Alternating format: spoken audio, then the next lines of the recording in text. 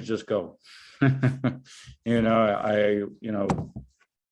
For me, like, I didn't incorporate until I had a check written out to Premier Chess from a school that I couldn't deposit. So a lot of entrepreneurs will, just be worried about not having like a concrete business plan, or, not saying they shouldn't get an IP, but people, won't necessarily start anything, before they get like, an IP, of course, or anything, right? A fully up and running website. All of that stuff is like, definitely very important. But you could just like get going.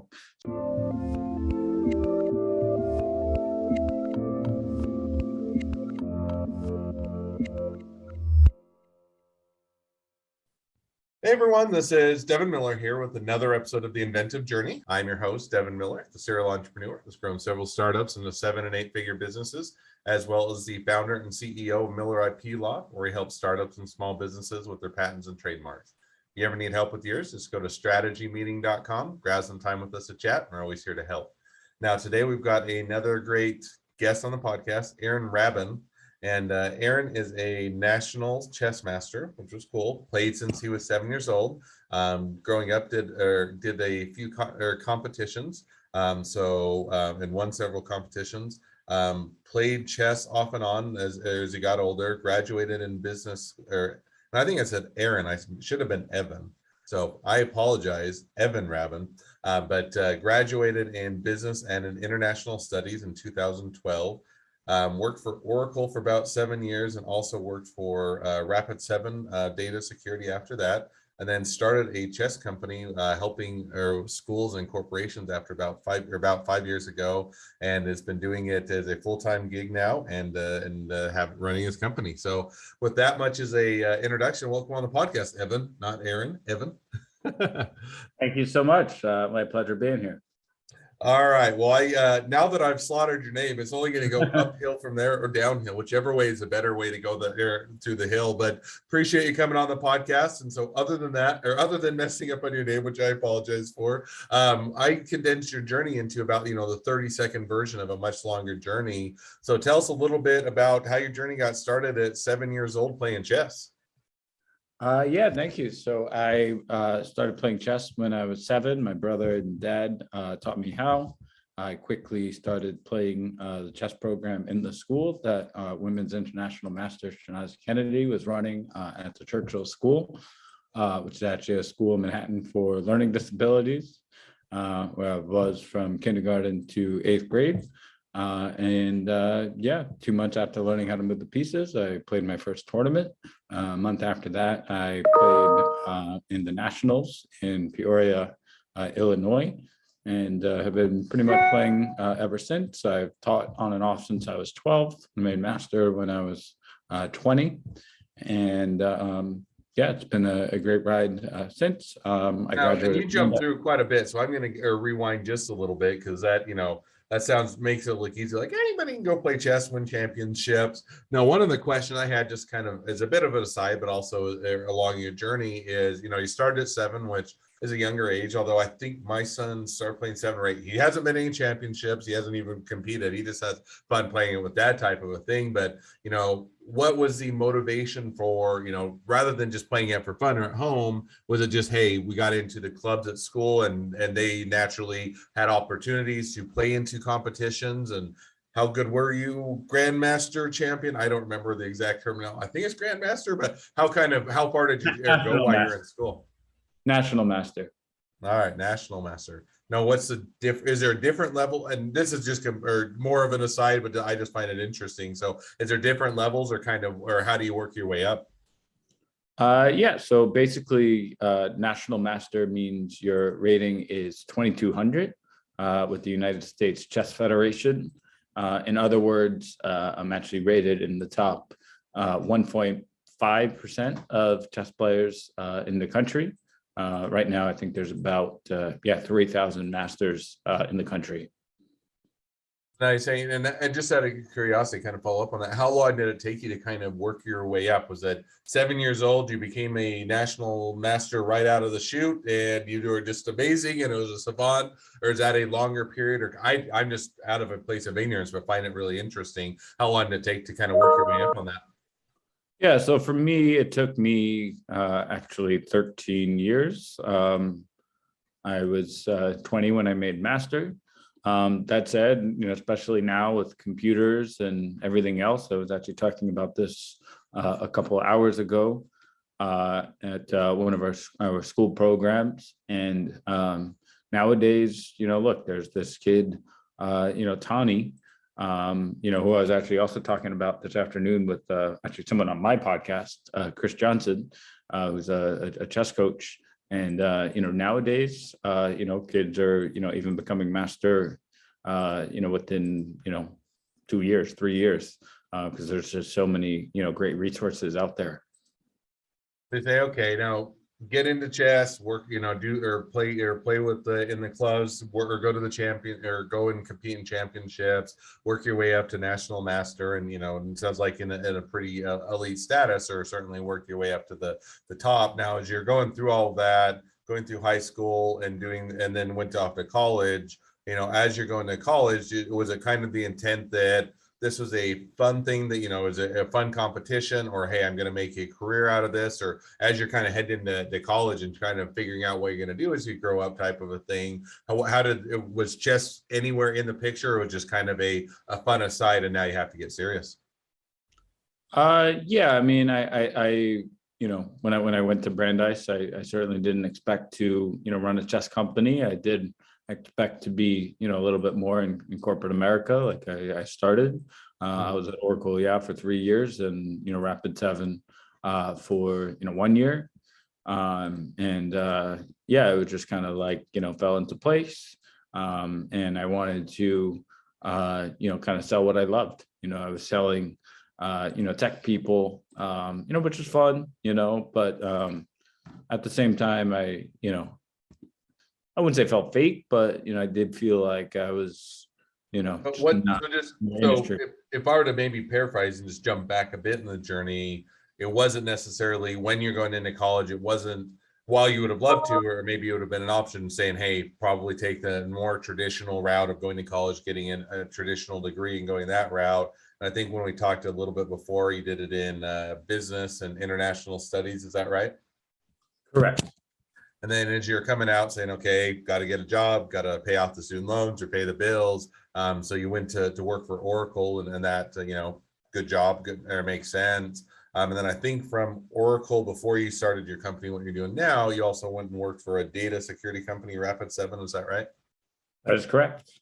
So what was the transition, or was it, hey, it was a good opportunity to move from Oracle to data security, or as a startup, or they let you go and said, we don't want to see anymore and you got fired, or kind of what was the genesis for moving from Oracle to Rapid7? Yeah, absolutely. So primarily, I was actually on the Sun Microsystems team at Oracle, where I was selling hardware. And I was looking, internally at companies, but of course, you as an IP attorney, I'm sure you're, well aware that security is a very hot field that, a lot of people are looking to, break into. And yeah, a recruiter on LinkedIn at the time, reached out to me about the position, and I knew security was, extremely big, and yeah, it was, just seemed like a pretty good move. So. Fair enough. Well, and sometimes it's those the recruiters that reach out to you, present you with an offer that's too good, and decide to move over. So you moved over to Rapid7, and how long were you at Rapid7 for? About a year. So, okay, so you're at what Rapid7, kind of working through doing data security, kind of going along maybe a little bit along the same corporate path as what you're doing with Oracle, just in there a better opportunity, different company. Now, along that, and I think after that, how did you kind of get into the I'm going to switch gears from working as a quote unquote typical job or for corporate America over to deciding to get into a, chess company for schools and corporate? Was it more of a side hustle, fun hobby? Someone asked you to do it, or kind of how did you make that transition, or what kind of prompted that? Yeah, well, actually, in between, when I was not particularly happy at Rapid7, one of my Oracle colleagues, actually, Jad Shaheen, who's now, even today, a very good friend of mine, one thing that, he actually told me, he actually had a fintech startup at the time, and he was looking for salespeople, but at the same time couldn't afford a full-time salesperson. And he basically really shared how there was a big need for like sales outsourcing companies. So he and actually three other business partners and we actually started a sales outsourcing business, Pillar Sales, which does actually still exist today. But on the side, I was teaching chess for about the whole time that I was involved with the company, which was about a year as well, actually. And frankly, I was, going into savings a little bit then. And when you say teaching chess, like teaching chess to people, the company, or doing it as part of a sales approach, and maybe I missed that, but what were you teaching chess, or how were you teaching chess? Yeah, so I was actually working for a couple other chess companies out there in New York. Mainly, again, just and some private students as well, of course. But it was more on the side. And then basically after that, I was looking to potentially get another sales job. Since the startup wasn't working out so well. But then in July of 2017, I basically decided full force that I would sell chess for 2 months, see what happens, and if successful, I'll continue running a chess company. If not, I'll go back to looking for sales jobs.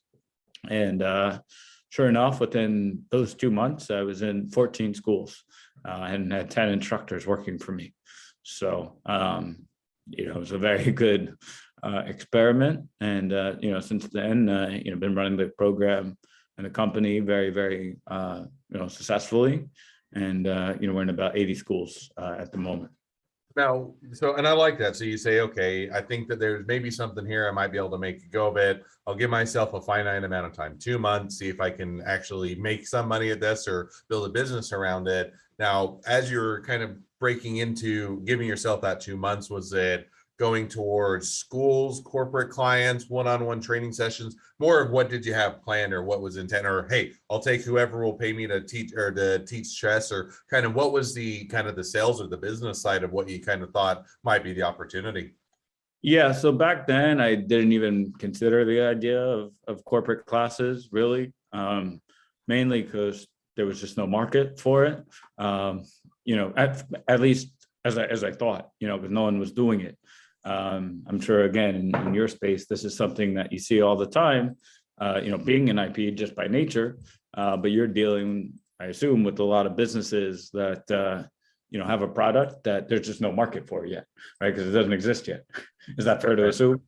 So that's fair to assume. There's some people that have inventions that are already have market, and others are saying we got to go out and figure out how to build a market for it. And so that's what I was kind of curious on yours is, was there a market for it, or is there something you had to build the market or figure out how to convince people that they needed your service? So yeah, so like because of that, so for instance, I remember actually one day for our first corporate class at Kramer Levin, a law firm I'm sure you heard of, big law firm in New York. But I remember actually I was like picking up chess sets from Tri-State Chess, where we get a lot of our stuff. And the manager actually was like, "Oh, by the way, what are you like? What school are you using this for?" And I'm like, "Oh, a law firm." He was like, "What?" Like he was going crazy, not realizing that anyone would teach chess outside of a school. So yeah, it really wasn't like so much of a market for that, but really I was schools. That's where like the real revenue is. Private students, yes, of course, there's a little bit of money, but schools is really where like the bread and butter is. But then about year and a half into the business, actually, my friend Lisa Cunningham, who is a disability attorney, she's actually been on my podcast, and she actually was like, Evan, I know law, in and out, I know especially disability law, but every single time I'm on trial or deadline, I need to learn how to take everything that I've done and a bunch of years, and put it into a couple minutes of work. So there's a lot of, and the same thing in chess. You have your opening, you have your end games, but at the end of the day, right, you're dealing with like tournament pressure, right? So it's important to be able to use chess as a vehicle for judgment training. No, and I think that, I think it's a great approach. And I think that, one of the things, especially in law, but there's a lot of areas of business. I'm just partial law or biased because that's what I do. But I think in a lot of areas of business, it is that strategic, okay, not you just have to think one step ahead or what's your next move, but you have to say, okay, what is my next 5 moves or 10 moves, which is, I assume, and from what little I know from chess, from playing with my son, and he's read a lot more books and a lot more strategy, but you have to think ahead, but you also have to anticipate what are the potentials that your opponent's going to do and how do you counter those. And so it's a lot with business, whether it's competition, whether it's the law field. And so I think it definitely makes sense, and yet kind of one of those where you have to carve out that niche. And so you started to get into it, and then I so rudely interrupted, but as you're saying, so now you figure out the niche. You're going to say, okay, a bit of corporate clients, maybe a law firm, schools are your bread and butter. Now, as you're figuring that out and going about, and maybe a bit of private classes as well, how did it go? Was it, you gave yourself 2 months, obviously you're still doing it, so it went well enough, but was it something that ramped up pretty quickly? Was it one that took a while to figure out where your clients are and to get the repeat clients, or kind of how did you build a business over the last 5 years? Yeah. So, I mean, look, thank God it's been pretty easy, actually. And look, what I always tell people is, compared to the huge enterprise solutions that I was selling at Oracle and Rapid7, selling chess programs is very easy, by far. Right. Just, look, selling chess programs. And by the way, in many of the cases, I'm essentially actually selling something that's free, because when I'm reaching out to schools, yes, we do have some contracts, obviously, where the schools pay, but we have other contracts where, the parents will pay directly for an after-school program, and then the school will get the value of a program at no cost.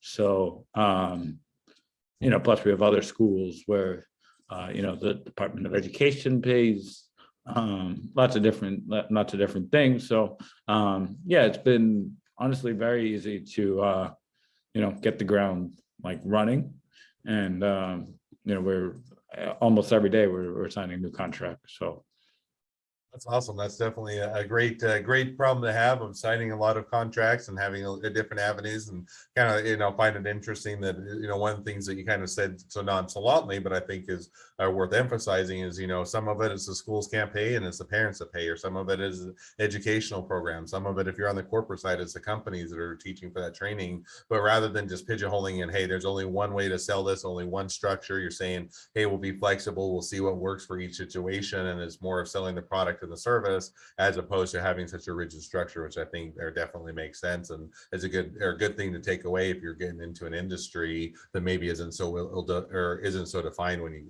get in or start out. So with that, now as you're kind of looking towards a future, kind of the next 6 to 12 months, where do you see things headed, or what are the next things in store for you? I think really the biggest thing is just constantly grow. Every single day I'm talking to new companies, new schools. I think you raised an important point that one of our like big value propositions actually is being 100% customizable. I was talking to a school in Brooklyn this morning, actually, and it was a little bit of a catch-22, actually, because she wanted pricing, she wanted this, she wanted that, but actually one of my mentors at Rapid7, actually, Tim Hubbard, my former manager, was a huge proponent of, don't just send out random pricing. You don't want like window shoppers, right? So, only give pricing if they're actually telling you exactly what they want. right? So, she was kind of saying, oh, what are your options? You're not being so easy to work with. But at the same time, like the last thing I want to do is just like divulge like all these prices, right? So I think it's important to not be like transactional so much, right? You want to think about um, how to build relationships. Awesome. And I think that sounds like there's it presents a lot of opportunities and gives you a great path forward. So, well, now as we've kind of caught up to where you're at in the present day with with that aspect of your journey and even looking a bit into the future, great time to transition to the two questions I always ask or at the end of each episode. So the first question I always ask is, along your journey, what was the worst business decision you ever made? And what'd you learn from it? So there's definitely obviously a lot of, bad decisions, I would say that I've, made, of course, but yeah, I would say, one that, definitely comes to mind is just in the beginning being a little bit pigeonholed into like what's normal per se, so there were a lot of, schools, out there. And it was a great start. By the way, a lot of other chess companies, they make the mistake of like, wow, there's 10 schools in New York, for instance, that have like big chess programs. I'm going to go like approach those schools. I didn't, I reached out to, all these schools and, Brooklyn, Queens, other parts of the city, Jersey City, just outside of the city. But these schools were never even touched about potentially starting a chess program. So that was definitely good. But I think really like I should have thought about, corporate, right away. Definitely per hour makes a lot more. We work with Google, Citigroup. We've done classes with IBM and Amazon, many other, big companies out there. But we definitely would have loved to do a little bit more of that in the beginning and, think a little bit bigger. Oh, and I think that's a great, easy mistake to make and a great takeaway, because a lot of times you're saying, what is it, when you're trying to figure out how to go get clients or where those are at or who to focus on, then a normal reaction or way of going about doing that is, okay, how have others doing it? What do others or recommend? And sometimes it's a good place to maybe start from, but it oftentimes, as you kind of mentioned, it kind of pigeonholes you to where you think this is the only way to do it, or this is how it's always been done. And I don't, I'm not going to break the mold type of a thing. And it can sometimes make you to overlook as to what the possibilities are. So I think that's a great mistake to learn from. Second question I always ask is, if you're talking to someone that's just getting into a startup or a small business, what'd be the one piece of advice you'd give them? Biggest thing is just go. For me, like I didn't incorporate until I had a check written out to Premier Chess from a school that I couldn't deposit. So a lot of entrepreneurs will, just be worried about not having like a concrete business plan or, not saying they shouldn't get an IP, but people, won't necessarily start anything, before they get like, an IP, of course, or anything, right? A fully up and running website. All of that stuff is like, definitely very important. But you could just like get going. So, if you have an idea, like, do some planning beforehand, but really like just hammer the phones, call people, network, use LinkedIn, right? We met on LinkedIn recently, case in point.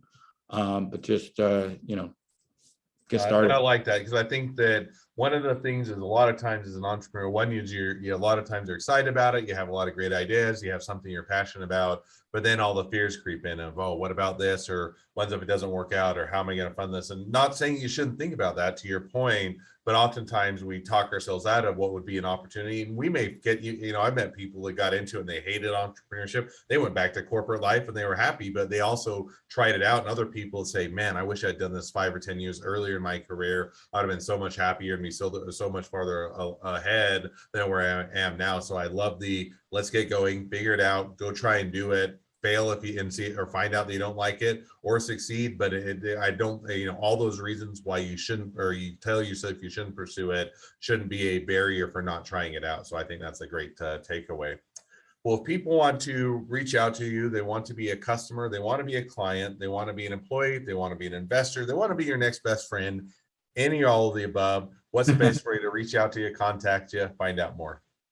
Yeah, thank you. So just, in summary, a little bit more about, what we do. We teach business and life lessons to students of all ages and skill levels through private lessons, corporate classes, school programs, and more. Anyone wants to reach out, learn more, collaborate, network, etc. You could definitely check out premierchess.com or you could email evan@premierchess.com. And if you want to book an appointment directly, you can do that too via www.calendly.com/premierchess. So yeah, thank you, Devin, for having me, and my sincere pleasure. Hey, I appreciate you having coming on and sharing the journey. I definitely encourage people to reach out to you, contact you, grab some time on Calendly, or otherwise email you, or however they might want to reach out. Thank you again for coming on. Now, for all of you that are listeners, if you have your own journey to tell and you'd like to be a guest on the podcast, we'd love to have you. So just go to inventiveguest.com, apply to be on the show. A couple more things, listeners, make sure to click subscribe, share, leave us a review, because we want to make sure that everyone finds out about all these awesome episodes. And last but certainly not least, if you ever need help with your patents, your trademarks, or anything else with your startup or small business, just go to strategymeeting.com, grab some time with us to chat. Well, thank you again for coming on the podcast, and wish the next leg of your journey even better than the last.